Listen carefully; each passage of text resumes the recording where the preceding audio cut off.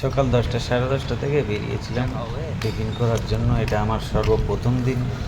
দেখেও মনে হচ্ছে না যে আমি কোথায় এসেছি।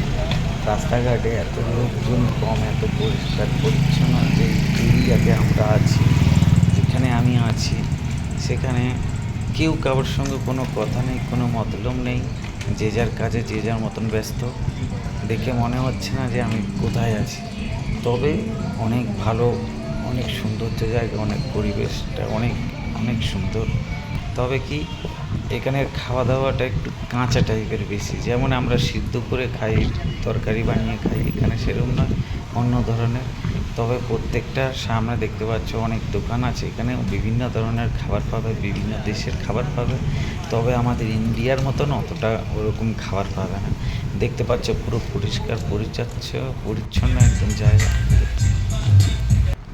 অনেক ভালো লাগছে, অনেক শান্তশিষ্ট জায়গা। তবে এখানে অনেক নর্মাল পরিবেশ, অত বেশি গরম নেই।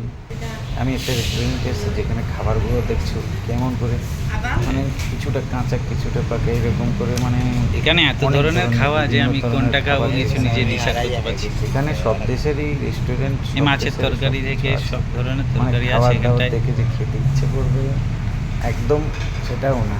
তবে খাওয়ার কিছুটা ইচ্ছা আছে।